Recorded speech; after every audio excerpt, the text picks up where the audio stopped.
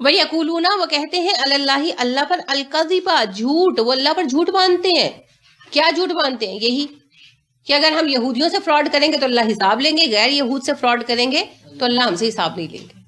مسلمانوں کے ساتھ اچھے ہوں ہیں، وہ حدیث اکثر لوگوں کو آتی ہے سب سے اچھا وہ ہے جس کے ہاتھ اور زبان سے مسلمان محفوظ ہے، اور آیت ہم بھول جاتے ہیں وَقُولُوا لِلنَّاسِ حُسْنًا.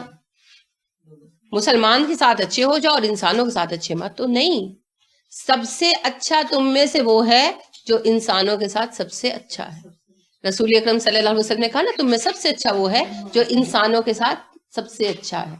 تو سب سے اچھا انسان وہ ہے جو انسانوں کے لیے سب سے زیادہ فروٹفل ہے، اور انسان میں سارے ہی آ جاتے ہیں.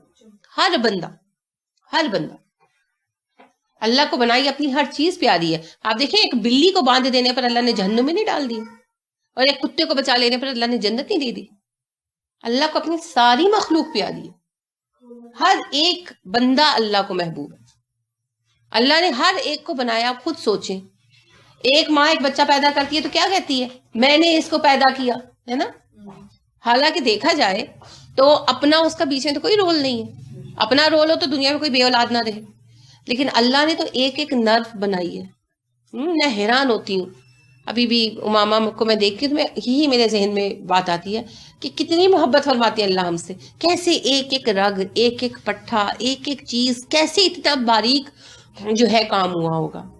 ہاں کیسے ہوا ہوگا؟ یہ منیچر بنایا ہے اللہ نے، اور ایک ایک چیز. اور دیکھیں ورکنگ آرڈر میں ہے، ایک ایک چیز ورکنگ آرڈر میں ہے، کام ہو رہا ہے اور ہر چیز بڑھ بھی رہی ہے.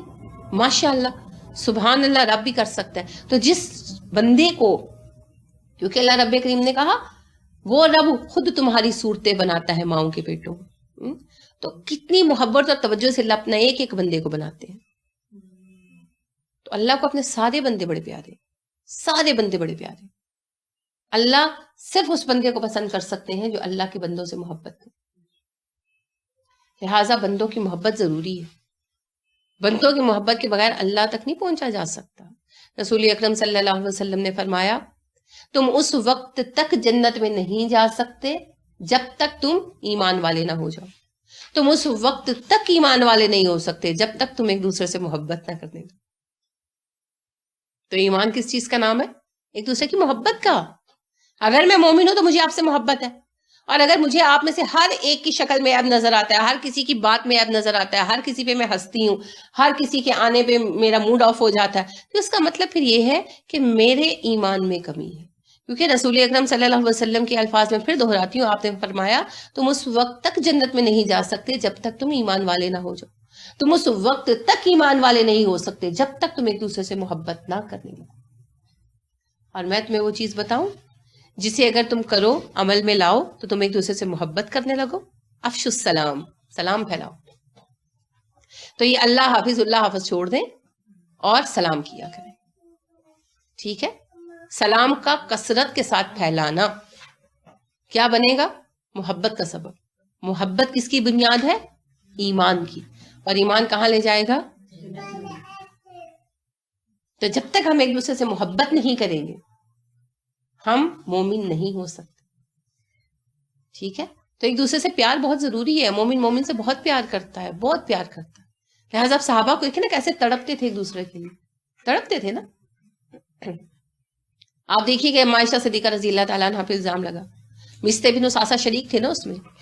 تو مستح کی والدہ اماں عائشہ کو تو پتہ ہی نہیں تھا، 1 مہینہ گزر گیا تھا. جس دن پتا چلا، کیسے پتا چلا؟ اماں عائشہ مستح بن اساسہ کی اماں کے ساتھ واش روم کے لیے مدینہ سے باہر جا رہی تھی. تو وہ مستح کی والدہ کو ٹھوکر لگی تو کہنے لگی مستح برباد ہو. اپنے بیٹے کے لیے کہا مستح برباد ہو. تو اماں کہتی ہے میں نے کہا کہ کیا کر رہی ہے خالہ جان، رشتہ دار تھے نا. تو کہنے لگی خالہ کیا کہہ رہی ہیں؟ اپنے بیٹے کو، اور بیٹا بھی وہ جو بدر میں شریک ہوا. کہنے لگی بیوقوف تجھے تو پتہ ہی نہیں تیرے بارے میں کیا کیا باتیں بنی ہوئی. اور پھر بتایا. تو اماں عائشہ کو پریفر کیا اپنے بیٹے پر. اپنی ماں جو ہے اپنے بیٹے سے ناراض تھی کہ نبی صلی اللہ علیہ وسلم کی بیوی پر، ابو بکر کی بیٹی پر اس نے بات باندھ دی. اپنی بیٹے سے ناراض تھی. یہ ہے ایمان. غلطی اگر اپنا بھی کرے اس کی غلطی کو مانے. یہ کہنا کہ اکثر لوگوں میں ہوتا ہے یہ کمزوری کہ نہیں جی میرے بچے نے کچھ نہیں کیتا، میرے بچے نے کچھ نہیں کیتا. یہ غلط بات ہے. اپنے بچے کی غلطی یا اپنے میاں کی غلطی, میں بچے کی ویسے بات کریں کچھ بھی ہوتا ہے, میاں کی غلطی نہ ماننا, بیوی کی غلطی نہ ماننا, ماں باپ کی غلطی نہ ماننا. کئی لوگ ہیں جن کی غلطی کی ہم ان کو انڈیکیٹ نہیں کر سکتے کسی وجہ سے, لیکن ایٹ لیسٹ مانے تو صحیح. جس کی غلطی ہو اس کو تسلیم تو کرے, خصوصاً بچوں کی فیوریٹزم نہ کرے. یہی مسئلہ ہے, لیکن نہیں, یہ غلط ہے. بندے میں محبت میں اعتدال ہونا چاہیے, اور آپ کو سب سے محبت ہونی چاہیے. تو لہٰذا اگر آپ کو دوسرے مومن سے محبت ہے تو آپ غلطی بھی مان لیں گے. اور ابو ایوب انصاری رضی اللہ عنہ پر تو مجھے بہت پیار آتا ہے. ایک تو ویسے ہی ان کی خدمت جو انہوں نے رسول اکرم صلی اللہ علیہ وسلم کو اپنے پاس رکھا, پتہ نہیں کون سی ان کی محبت کی ایسی ادا تھی جو اللہ کو پسند آئی, اور پورے مدینہ میں ابو ایوب چنے گئے.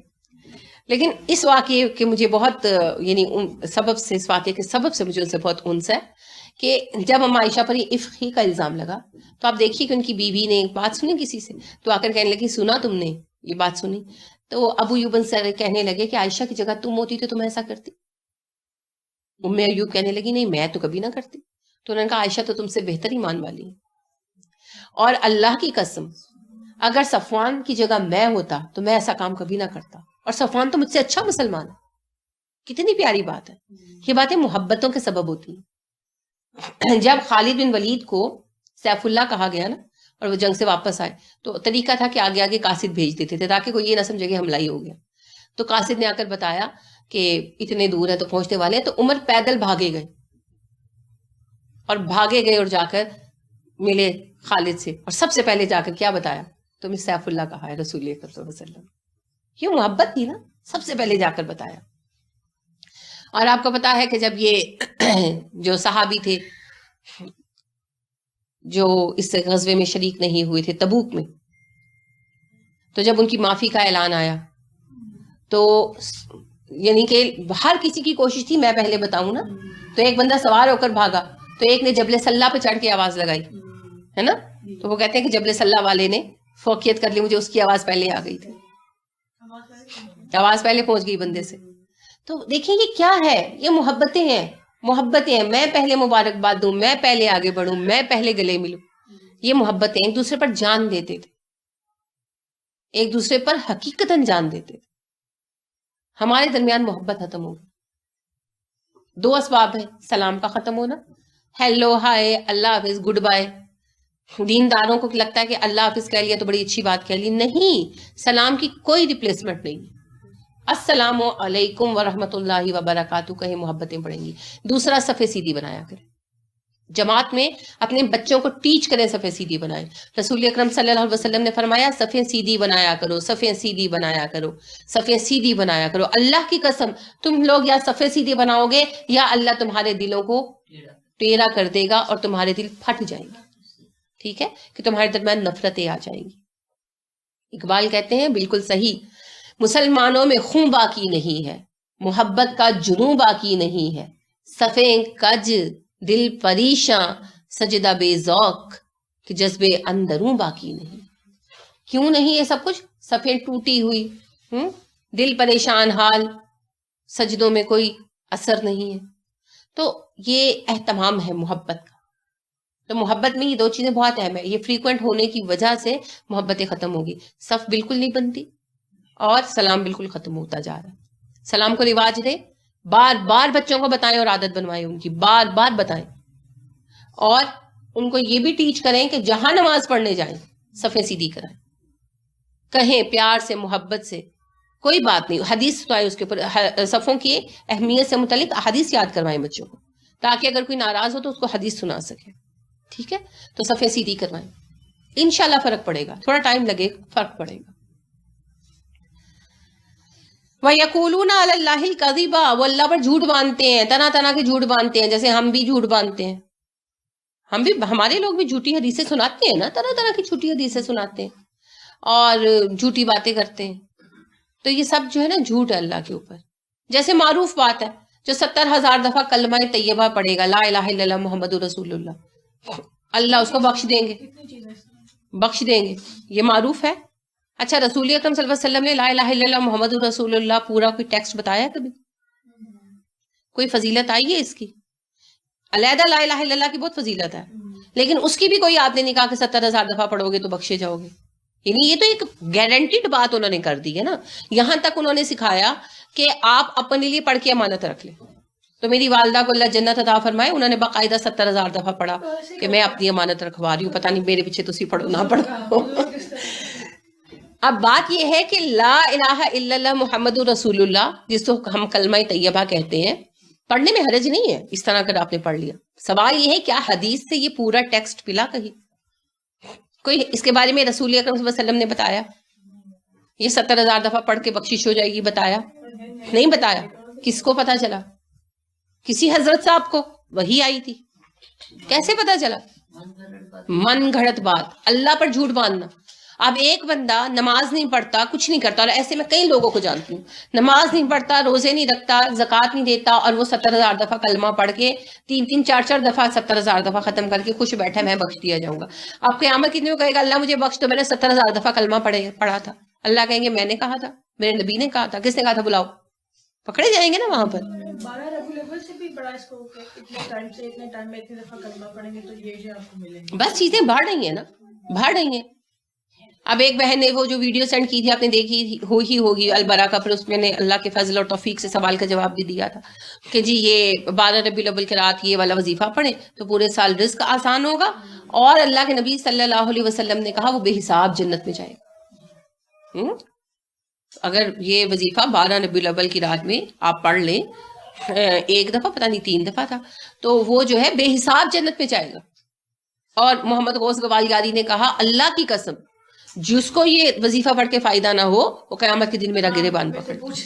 اب وہ جواب تو میں نے دے دیا. بات یہ ہے یہ بات من گھڑت ہے، من گھڑت بات ہے.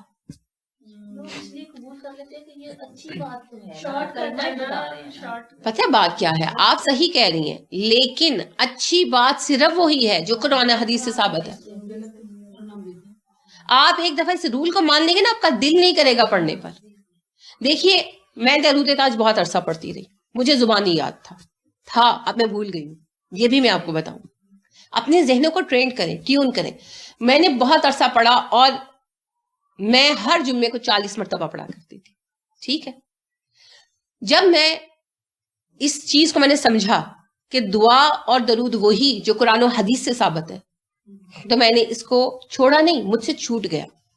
میں کسی وقت پڑھنا چاہتی تھی نا، میرا دل گوارا نہیں کرتا تھا کہ رسول اکرم صلی اللہ علیہ وسلم کے بتائے ہوئے درود ابراہیمی پر میں ایک عام کسی بھی آدمی کے بنائے ہوئے درود کو اہمیت دوں. جب پڑھوں تو اس کو پریفر کروں، نبی کریم صلی اللہ علیہ وسلم کے لفظ پر کسی اور کے لفظ کو ترجیح دوں. مجھے گوارا نہیں ہوتا تھا، میرے دل کو برا لگتا تھا. میں نے اس کے بعد کبھی درود تاج نہیں پڑھا، اور ایک دن ایسے ہی میں نے کہا ٹرائی کروں تو مجھے بھول بھی گیا. اور درود ابراہیمی الحمدللہ زبان پر جاری ہو گیا. یہ بات نفرت کی یا تنگ ذہنی کی نہیں ہے، اختلاف یہیں سے پیدا ہوتے ہیں. اور جب آپ کو ایک دفعہ یہ بات سمجھ آ جاتی ہے کہ عربی کا محاورہ ہے، وہ کہتے ہیں کلام الملوکی ملوک الکلام، کلام الملوکی ملوک الکلام، بادشاہوں کا کلام کلاموں کا بادشاہ ہوتا ہے ایسے. تو پھر نبی کریم صلی اللہ علیہ وسلم کا کلام کلاموں کا بادشاہ ہے. میری ہمت نہیں ہے اور میری محبت نہیں مانتی کہ آپ صلی اللہ علیہ وسلم کی بتائی ہوئی بات پر کسی کی بات کو ترجیح دوں، آپ کی بتائی دعا پر کسی کی دعا کو ترجیح دوں، آپ کے بتائے درود پاک کے سیغے پر کسی کے بتائے سیغے کو ترجیح دوں. مجھے آپ سے اچھا کوئی نہیں لگتا. لہٰذا خدا گواہ ہے کہ میری زبان پر جاری ہی نہیں ہوا اس کے بعد. یہ سمجھنے کی بات ہے صرف. جی جی جی ملک کے بارے میں بالکل صحیح ہے. میں نے پڑھا تھا کہ اس کو پڑھنے والا روزانہ جو رات پڑھے گا عذاب قبر سے. بالکل صحیح ہے. رسول اکرم صلی اللہ علیہ وسلم نے فرمایا جو سورہ ملک کو روز رات کو پڑھے گا سورہ ملک اسے عذاب قبر سے بچائے گی. ایک اور حدیث میں آتا ہے آپ صلی اللہ علیہ وسلم نے فرمایا کہ تبارک الذی ایسی صورت ہے کہ جس کے بارے میں شفاعت کرے گی اس کی شفاعت قبول کی جائے گی، اور یہ ہر اس بندے کے لیے شفاعت کرے گی جو اسے روز رات کو پڑھے. تو لہٰذا یہ عذاب قبر سے اور قیامت کے دن عذاب سے بچانے کے لیے بہترین چیز ہے. اور آپ صلی اللہ علیہ وسلم کی سنت مستقلہ ہے. آپ صلی اللہ علیہ وسلم نے ساری عمر، اب عائشہ فرماتی ہیں رسول اکرم صلی اللہ علیہ وسلم ساری عمر سورہ ملک اور الف لام میم سجدہ پڑھے بغیر کبھی نہیں سو. تھوڑا سا اس کا ریزن ایکسپلین کر دیں نا. اگر ہم اس کا ترجمہ پڑھیں تو اندازہ ہوگا کہ اگر ہم قبر کو یاد کرتے ہیں کیونکہ اس میں اسی کی ڈیٹیل ہے ساری، تو وہ چیز پھر جب ہم ڈیلی اس کو ریوائز کرتے ہیں ہو رہا ہے، چینج ہو رہا ہے کہ ہم لوگ اکثر ہوتا ہے یہ رات کو نماز پڑھیے تو اس کے بعد، یعنی میری یہ روٹین ہے لیکن میں سن لیتی ہوں نا. بعض دفعہ ہوتا ہے کہ میں تھک گئی ہوتی ہوں تو سننے میں اور اس میں پڑھنے میں فرق ہے. فرق بالکل ہے. دیکھیں دو باتیں ہیں. پہلی بات ہینا کہہ رہی ہیں کہ اہمیت پتہ کیا ہے کہ مقاصد بتانا بہت اچھی بات ہے، لیکن وہ پھر بات جو ہے نا بہت آؤٹ آف دا وے چلی جاتی ہے. ٹھیک ہے، ابھی صرف بات ہو رہی ہے کہ ثابت ہے یا نہیں ہے، ثبوت ہونے نہ ہونے کی. تو بالکل یہ ثابت ہے. آپ نے یہ کہا کہ اگر میں سن لوں تو کافی ہے. نہیں، سننے سے وہ اثر نہیں آئے گا. پڑھنا اور ہے، سننا اور ہے. لہٰذا جو اذکار آپ روٹین میں رکھیں، معمول بنائیں، ان کو پڑھنا پڑے گا. کیونکہ رسول اکرم صلی اللہ علیہ وسلم کے پاس سنانے والے بہت تھے، لیکن آپ صلی اللہ علیہ وسلم نے ہمیشہ ہر رات اس کو پڑھا. ٹھیک ہے، پڑھنے کا اجر اور ہے، سننے کا اجر اور ہے. اگر کوئی مجبور ہو جائے، بیمار ہو جائے، بیڈ پہ پڑ جائے اور نہیں بالکل پڑھ سکتا، آواز ہی بند ہو گئی، اس کے لیے پھر رعایت ہے، وہ سن سکتا ہے. لیکن ہم لوگوں کے لیے یہ نہیں. پتہ ہے کیا کریں، میں آپ کو ایک اگر آپ پسند فرمائیں گے تو میں آپ کو واٹس ایپ کر دوں گی. بڑا ہی خوبصورت کسی نے کام کیا، اللہ ان کو اجر دے. انہوں نے سارے اذکار کو نا ایک PDF فائل بنا کر، جس میں سب کچھ شامل ہے، وہ نیٹ پہ ڈال دیا. میں نے تو خیر ڈاؤن لوڈ ہی کیا. تو بہت بڑی سہولت ہے کہ جیسے میں بھی بعض اوقات تھک جاتی ہوں تو بستر میں بیٹھ کے نا تو موبائل سے نکال کر تو پڑھ لیتی ہوں، ٹیک لگا کر آرام سے، سکون سے. تو اس میں یہ ہے کہ کبھی بھی قضا نہیں ہوتی. اس کے علاوہ ایک اور سہولت یہ بن گئی کہ جیسے میں کل بھی گئی ہوئی تھی تو کہیں جانا پڑ جائے تو وہاں بیٹھے ہیں تو نماز پڑھ لی، تو اب کہیں آپ قرآن نہیں مانگ سکتے، کہیں ہوتا نہیں ہے، رستے میں گاڑی میں، شادیوں پر اکیلے بیٹھے ہوئے ہیں، کوئی واقفیت بھی نہیں ہے، اب اکیلے بیٹھے ہیں منہ اٹھا کر، تو بیٹھے ہوئے تو کیا کر رہے ہیں، اپنے اذکار پڑھ لیں. کیونکہ شادیوں سے گھر آتے آتے 11 تو بج ہی جاتے ہیں، تو پھر آ کر پڑھنا بہت مشکل لگتا ہے. تو میں تو یہ اتنی بڑی سہولت ہے، اتنی بڑی بلیسنگ ہے، جس نے کیا ہے اللہ اس کے درجات بہت بلند کرے، اور جس نے مجھے بھیجا اس کو بھی اللہ بہت جزائے خیر عطا فرمائے. لیکن بہت بڑی سہولت ہے، بہت بڑی سہولت ہے. تو میں آپ کو سینڈ کر دوں گی. اپنے موبائلوں کو ان چیزوں کے لیے استعمال کریں، موبائل میں رکھ لیں، ٹیب میں رکھ لیں. تو آپ جس وقت تھک جائیں یا ایسا ہو تو بستر میں بیٹھ کے مزے سے گرم ہو کر سکون کے ساتھ آپ اس وقت پڑھ لیں، پڑھی جائے گی. جی ضرور، میں سینڈ کر دوں گی، کوئی حرج نہیں ہے. تو آپ سب کو جو ہے اس سے فائدہ ہوگا. بے حد فائدے والی چیز ہے، اس کو پھر سنبھال کے رکھیے گا.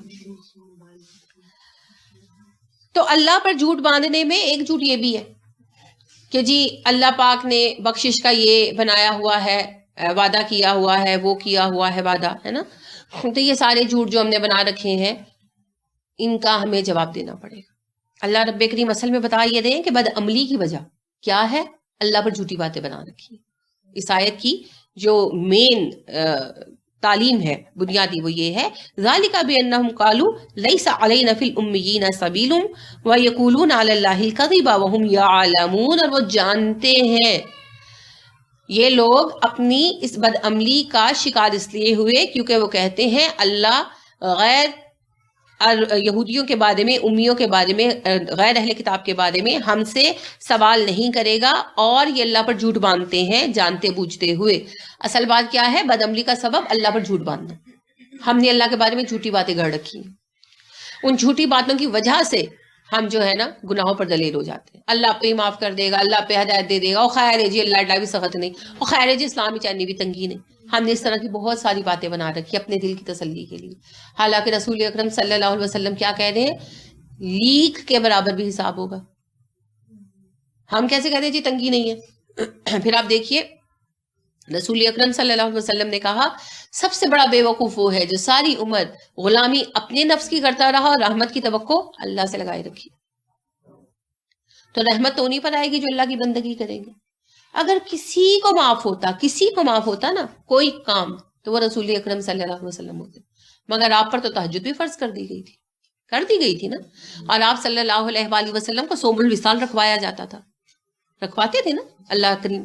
آپ صلی اللہ علیہ وسلم ٹائم ٹو ٹائم 3 دن کا مستقل روزہ رکھتے تھے. امت کو منع کر دیا، حکمن منع کر دیا نہیں رکھنا، تمہارے لیے نہیں ہے، لیکن خود 3 کا روزہ رکھتے تھے، ہے نا. اور آپ صلی اللہ علیہ وآلہ وسلم یعنی دنیا کے معاملے میں کس قدر احتیاط سے کام لیتے تھے نا، کہ اپنی ضرورت کی حد تک بھی نہیں کھاتے تھے، پیٹ بھر کے نہیں کبھی کھایا. عائشہ صدیقہ رضی اللہ تعالیٰ عنہ کہتی ہیں کبھی رسول اکرم صلی اللہ علیہ وسلم نے اتنا کھانا نہیں کھایا کہ پیٹ بھر گیا ہو. تو جب آخر دنوں میں آپ صلی اللہ علیہ وسلم بہت ویک ہو گئے تھے تو عائشہ خود بیان کرتی ہیں کہ ایک دن آپ لیٹے ہوئے تھے تو میں نے ایسے ہاتھ رکھا پیٹ پر تو آپ کا پیٹ پسلیوں سے بھی اندر گیا ہوا تھا. تو میں رو پڑی، میں نے کہا اللہ کے نبی صلی اللہ علیہ وسلم اللہ نے اتنا عطا کیا ہے، کم از کم اتنا تو کھائیں کہ آپ کی صحت بن جائے. تو آپ نے کہا عائشہ مجھ سے پہلے انبیاء آروں پر چیر دیے گئے، سنسار کر دیے گئے، ان کے ٹکڑے کر دیے گئے، بس مجھے دنیا میں کوئی حاجت نہیں ہے، میں تو چاہتا ہوں اپنے انبیاء بھائیوں سے مل جاؤں جا کر. اتنا زیادہ زہد تھا آپ کا. تو آپ صلی اللہ علیہ وسلم کو تو کچھ معاف نہیں ہوا. اما عائشہ صدیقہ رضی اللہ تعالیٰ عنہا نے کہا کہ جب آپ صلی اللہ علیہ وسلم کی عمر بڑھ گئی تو آپ تھک جاتے تھے تہجد پڑھتے ہوئے، تو کبھی آپ دیوار کے ساتھ ٹیک لگا لیتے، کبھی بیٹھ جاتے، تھوڑی دیر پھر دوبارہ کھڑے ہو جاتے. تو میں نے کہا اللہ نے آپ کے اگلے پچھلے سب گناہ معاف کر دیے ہیں، تو آپ کیوں اتنی مشقت کرتے ہیں؟ آپ صلی اللہ علیہ وسلم نے کہا عائشہ کیا میں اللہ کا شکر گزار بندہ نہ بنوں؟ یعنی آپ دیکھیں معافی کہیں نہیں ہے، چھوٹ کہیں نہیں ہے، کام بڑھتا ہی جاتا. تو لہٰذا اللہ کے متعلق ہم نے ساری جھوٹی باتیں بنا رکھی، سب جھوٹی باتیں بنا رکھی، اسی لیے ہم بدعمل ہوتے جا رہے ہیں. سچ مانیں گے نا اللہ کے اپنے رشتے کو سچ مانیں گے تو پھر آپ دیکھیں ہم دنوں میں بدلیں گے، ہمارے دلوں کی کیفیت بدل جائے گی، ہم ایک نیا انسان بن جائیں گے. ٹھیک ہے؟ تو اللہ کا ہمارا رشتہ واحد رشتہ ہے، ہمیشہ رہنا ہے، قائم رہنے والا رشتہ ہے، حقیقت ہے ہماری زندگی کی سب سے بڑی. لیکن اس رشتے کا اصول ہے گیو اینڈ ٹیک. فاذکرونی اذکرکم اوفوا بعہدی اوفی بعہدکم. تم میرا وعدہ پورا کرو گے تو میں تمہارا وعدہ پورا کروں گا. جو وعدہ پورا نہیں کرتے، جو بدعہد ہے، ان کے لیے میرے پاس کچھ بھی نہیں ہے. ٹھیک ہے؟ تو پھر یہ بات یاد رکھنی ہے، جو کرے گا وہی پائے گا، جو بیج بوئے گا وہ فصل کاٹے گا. الدنیا مزرعۃ الآخرہ. تیاری کریں اور سوچ کی لائن سیدھی کر لیں، سب کچھ ٹھیک ہو جائے انشاءاللہ. سبحانک اللہم وبحمدک ونشہد ان لا الہ الا انت ونستغفرک ونتوب الیک. السلام علیکم ورحمۃ اللہ وبرکاتہ.